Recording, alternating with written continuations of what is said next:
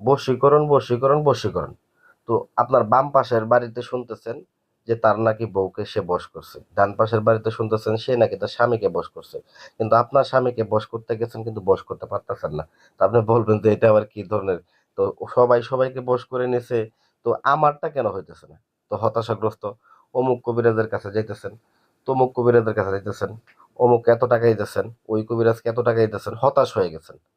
কবিরাজি কাজ করতে করতে শেষ পর্যায়ে মনে দেখা গেছে যে এখন অতিষ্ঠ হয়ে গেছে, বিশ্বাস উঠে গেছে। তো আমি বলবো ভাই, আপনি বেশি একটু পণ্ডিতি করে ফেলছেন, এর জন্য আপনার কাজটা এই অবস্থা। একটা কথা বলে রাখি, এগুলো কবিরাজি কাজ না হওয়ার বেশ কয়েকটা কারণ আছে। যে কারণ, মেন কারণটা হলো আপনার নিয়ম না মানা। আপনি নিয়ম ভঙ্গ করছেন বিধায় কিন্তু বশীকরণ কাজ বলেন, বান মারা কাজ বলেন, এইগুলা কাজগুলা কিন্তু আপনি করতে পারেন নাই। তো আজকে আমি এমন একটা নকশা দিতেছি এবং নিয়মগুলা বলে দিতেছি, এই নিয়মগুলা যদি আপনি মানতে পারেন, আপনার বশীকরণ কাজ 100% হবে। কবিরাজ দিয়ে করেন বা আপনি নিজে করেন, 100% করতে পারবেন।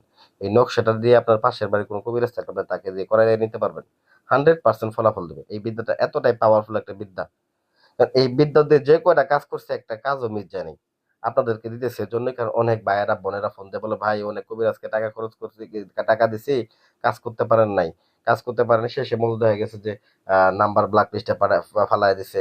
আবার কেউ বলতেছে ভাই টাকা নেওয়ার সাথে সাথে মূলত ব্ল্যাক লিস্টে ফালাই দিছে। কেউ বলতেছে ভাই, বলে যে শরীর বন্ধ বাধা বিপত্তি। আসলে ভাই শরীর বন্ধ বাধা বিপত্তি কোনো বিষয় না। একটা কাজ যখন আপনি করতে যাবেন, আপনি যদি বাধা বিপত্তি শরীর বন্ধ কাটাইতে নাই পারেন, আপনি কিসের কবিরাজ হইলেন? তো সেক্ষেত্রে আমি ওই সকল কবিরাজদেরকে বলবো যে আগে আপনারা ভালো করে শিক্ষা নেন। যে সকল কবিরাজ ভাইয়েরা আমাদের বিদ্যাগুলো দেখেন, আপনাদের বিদ্যার যদি কোনো ঘাটতি থাকে আমাদেরকে কমেন্ট করে বলবেন, আমরা দরকার হলে আপনাদেরকে বিদ্যা দিব। আমাদের কাছে যথেষ্ট পরিমাণে বিদ্যা আছে, যদি লাগে আমরা দিব, কোনো সমস্যা নেই। তাও লোক ঠকাবেন না, আপনাদের কাছে অনুরোধ।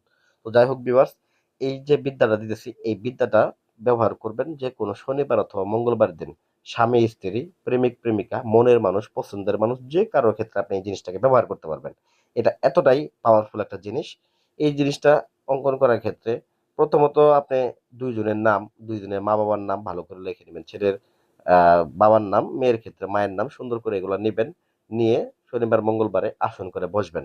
আসন করে বসে দেখেন যেখানে নাম মাতা, নাম পিতা, নাম মাতার জায়গায় মেয়ের নাম, মেয়ের মায়ের নাম, নাম পিতার জায়গায় ছেলের নাম, ছেলে বাবার নাম ভালো করে অঙ্কন করে নেবেন।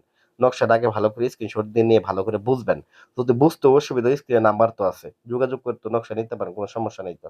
তো যাই হোক ভিউয়ার্স, পরিশেষে কারণ এইখানে একটা বিষয় হলো কি জানেন, আমাদের কাজ করার ক্ষেত্রে আমরা মানুষ হলাম একা, আমাদের সকল নিয়মগুলো আপনাদেরকে বলে দিতে হয়।